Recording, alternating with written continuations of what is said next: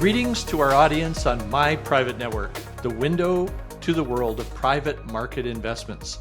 I'm Bob Simpson, here to accompany you on this voyage. Today's discussion will focus on the intricate landscape of liquidity and its influence on both private and public investment realms. Before I begin, I'd like to provide a big shout out to James Biron and CASA, the Canadian Association of Alternative Strategies and Assets, who gave me the opportunity to be a presenter at the Wealth Managers Forum 2024 in early March to discuss liquidity. In today's episode, I'm taking a solo deep dive into a topic that's a constant buzzword in the realm of private market investments: liquidity. We're stepping away from our usual manager interviews to tackle the nuances of liquidity, particularly how it differs when you're invested in private debt or equity solutions compared to public market instruments such as stocks. Think giants like Microsoft or Royal Bank, mutual funds, or various types of bonds. Now, if you've read my bio, you'll know that I'm a 40-year veteran of the financial services industry, but more importantly, I've seen the industry from a variety of different vantage points. I've been successful as a financial advisor. I've been a branch manager, portfolio manager for a publicly traded insurance company. I've been fixed income strategist for Canada's largest independent investment dealer and advisor to financial advisors over the past 25 years. Now I work with a wealth management firm, have developed a website to educate investors about investing in private markets, and do this podcast. You know, it may sound like a lot of change, but spread over 40 years, it's pretty stable. Throughout my tenure, I've witnessed a myriad of experiences, some uplifting and honestly, some rather disheartening. Yet what remains constant is the sluggish pace of change. A notable transformation within the financial advisory landscape is the progression from transition-based to fee-based business structures. This evolution marks a pivotal shift from the traditional transactional approach where advisors' earnings were contingent on portfolio activity to a fee-based framework that fosters a greater alignment of interests between advisors and their clientele. Implementing this change was undeniably beneficial, yet it required over 2 decades for the industry to embrace it.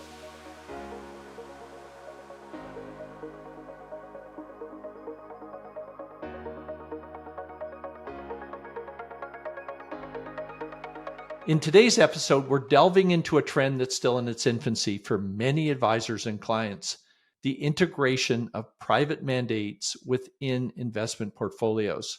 This practice isn't new to large pension funds, some of which now hold a larger share in private investments than public ones. And this is kind of interesting. Their shift was driven by the struggle to meet their objectives with bonds yielding near historic lows and the volatility of equities exceeding their comfort level. Now, just listen to that again if you want to, but does that sound like a familiar scenario to you? As private investments become more commonplace, both advisors and investors are grappling with the implications of reduced liquidity. In our deep dive today, we'll explore the nuances of liquidity in private investments. In a business where advisors get paid each deal they make, they want to keep their clients' money easy to move around. That way they can make more deals and earn more. It sounds easy, but changing how things are done takes a long time, and the old ways of doing things can stick around. Just think about real estate agents. They like people who move and buy a new house every few years because that's how they make money. They don't really like people who stay in one house for a long time, like someone who's lived in the same house for 40 years and wants to stay there even longer because they can't earn anything from them very often.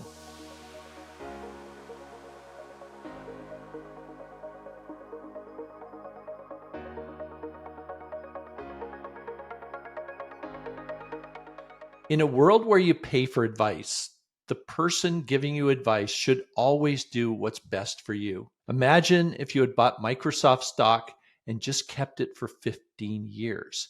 You would have made a profit of over 17% per year. Well, not every year, but 17% annualized. If you just buy and keep good stocks, that's often the best way to make money. Like in Canada, there is a company called Boyd Group that fixes up old car repair shops and their value has gone up by 26% per year over the last 20 years.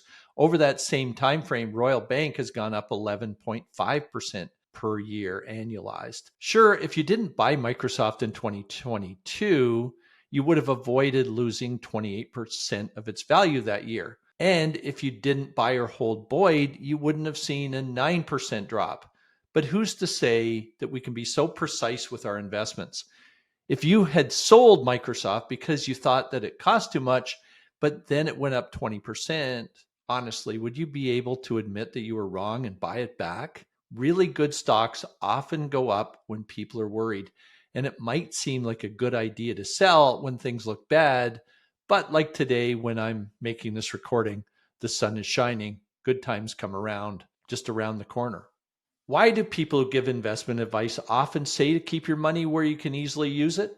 I'm not trying to criticize anybody, just looking at the reasons. Could you have guessed that companies like Microsoft, Boyd, or Royal Bank would have done as well as they've done? You might find plans written by these companies from years ago when they planned to achieve these results. That's what great companies do. They plan to grow their business. Of course, lots of things change during those plans, but a good management team writes down their goals and are ready to make changes if they need to. They keep their eyes on their goals and they check the scoreboard when the game is done.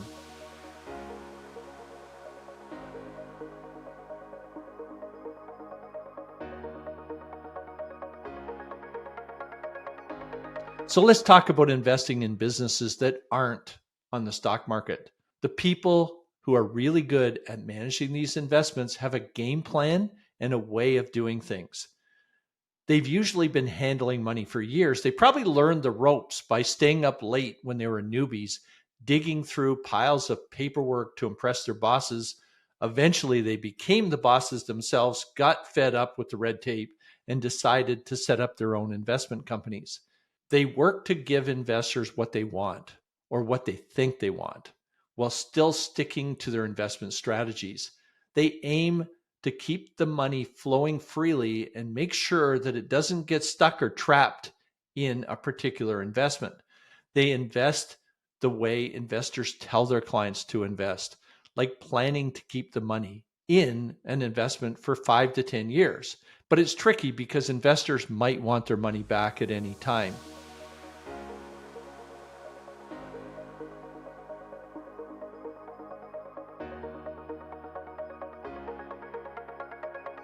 If you're putting your money into investments to get regular income, it's crucial to understand what you're really investing in. Like if you're thinking about investing in a mortgage investment corporation, you should know how they work and what the risks are. For instance, this is an investment that has a lot of mortgages with short-term maturities, and the people who borrowed the money have put a lot of their own cash into their homes. So even if the housing market hits a rough patch, you're less likely to lose your money. Or take another investment that loans against receivables. The turnover is quite quick, but the manager imposes more restrictive redemption terms because they don't really want to attract the type of investors who are here today and gone tomorrow. But don't get hung up on the jargon. The main thing to remember is when you decide to invest in something, you should really believe in it and plan to stick in it for at least 5 years. Now, if you're into day trading, that's a whole different ballgame, and none of this applies.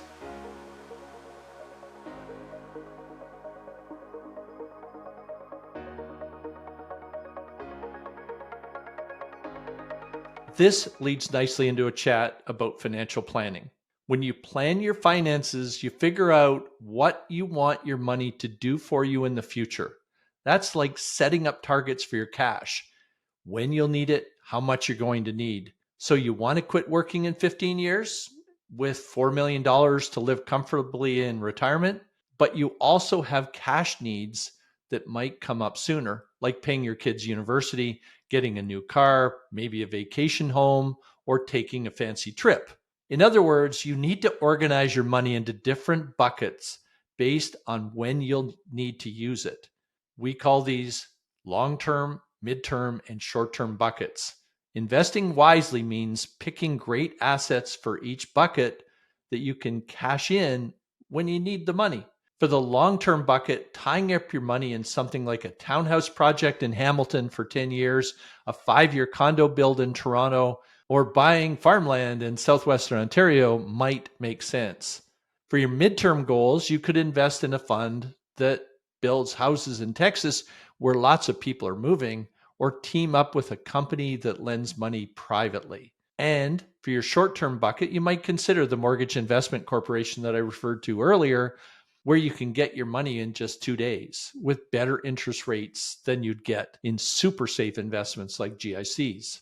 Your advisor should really act as a guide, helping you map out financial targets and how soon you'll want to hit them. He should be like a coach who assists in picking the right financial tools that will get you to your goals on schedule. They're there to help you invest in a way that maximizes your chances of success while keeping your risks as low as they can.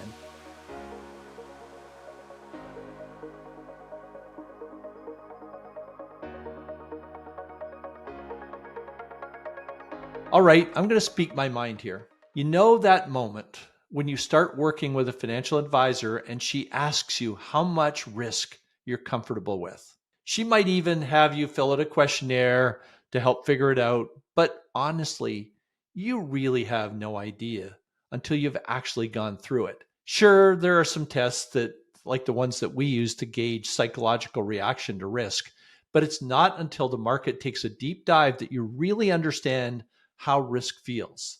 Like when the technology stocks crashed in the early 2000s or the financial crisis in 2008 or big drops when the pandemic hit. And look, I get it. The S&P has given us a return of over 7% a year since the end of 1999, and results since 2012 have been spectacular. But many would say they didn't expect a bumpy ride for a 7% return over a 22 or 23-year period. The tricky part is that when you need to pull out the money, it could be the worst possible time.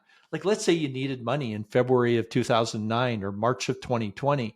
If you're able to just hold on because you didn't really need the money until the market bounced back, you'd be fine. But what if you needed your money at exactly the worst times? Even though stocks can be sold quickly, the real question is whether they are truly accessible when you need the money, especially if their value has dropped by 40%. Would you be able to withdraw the amount that you need without a loss at that time? Advisors often recommend a mix of stocks and bonds to manage risk. However, during the financial crisis in 2008, 2009, the strategy was less effective. The TSX index fell by 39% from December 2007 to March of 2009, while bonds only provided a return of 6%. If you had half your investment in stocks and half in bonds, you would have still seen a loss of 16.5% over that period. Generally, stocks and bonds move in the opposite directions, but from March to September 2022, they both decreased, with the TSX losing 7.5% and bonds losing 9%, even after interest. And after fees, the numbers on your statement would have looked even worse. Now, don't misunderstand me. I praised certain stocks like Microsoft, Boyd, and Royal Bank. However, you can't simply ask your advisor to create a portfolio for you that will surely give you a 20% annual return by the specific date. Let's say March 14, 2030. Stock market's unpredictable. You might expect a return of 6 to 8% over the next decade, but as your long-term investment horizon gets closer, you probably should consider moving money into something more stable and secure, especially if it's income that you're going to be needing rather than growth. This is particularly true if you need a lump sum at a certain time, unlike retirement savings, which might be withdrawn gradually, allowing you to maintain a growth-focused investment strategy over a longer period.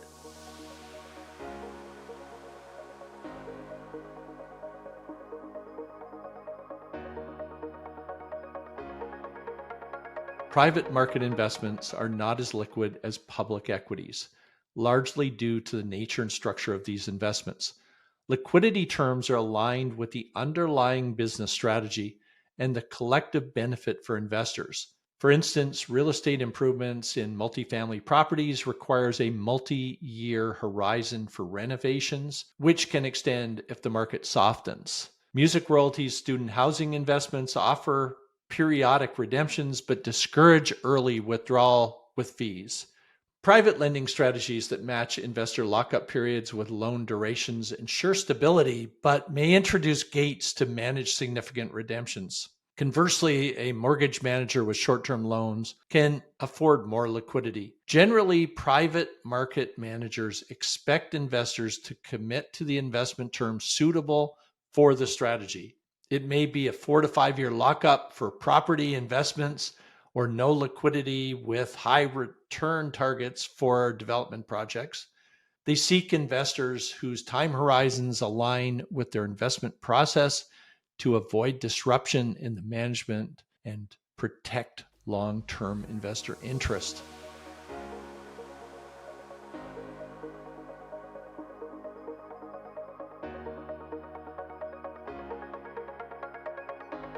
As an investor, it is essential to evaluate the returns of private lending against risk-free options like GICs, guaranteed investment certificates, ensuring that the premium over GICs justifies the risk and tax implications. For private equity investors, benchmarking returns against established indices like the S&P 500 or the TSX, or comparing them with potential earning from other investments is crucial. Ultimately, the decision hinges on whether, after considering factors like risk and liquidity, the returns from private investments are more advantageous compared to other available options. At PD&E, we're committed to presenting all necessary details about various concepts, allowing you to conduct comparisons yourself or have us assist you in the process.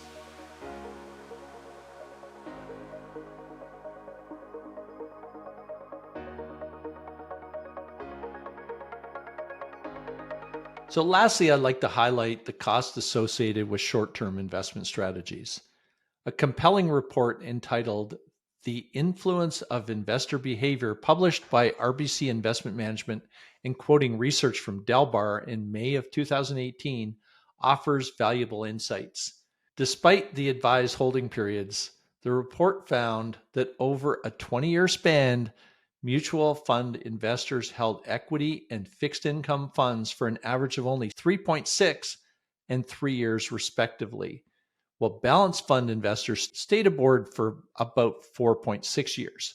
This behavior resulted in average annual underperformance. Yes, that's underperformance of 4.2% for the balanced fund investors compared to those who adhered to their investment strategies over the long term. This raises the important question: does providing investors with greater liquidity actually serve their best interests?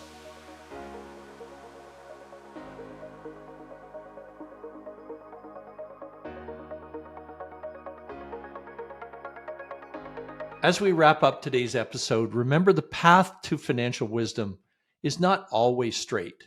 It's a journey that begins with understanding many factors and your relationship with liquidity. Investing is not about the thrill of potential gains. It's a deliberate and calculated approach to securing your financial future. It's about knowing when to hold on, when to let go, and having the clarity to understand the difference. Thank you for tuning in to My Private Network. I'm Bob Simpson, reminding you that in the world of investments, sometimes the most valuable currency is patience. Join us next time as we explore another facet of the financial universe or open a door to one of our investment professionals in My Private Network. Until next time, have a great day.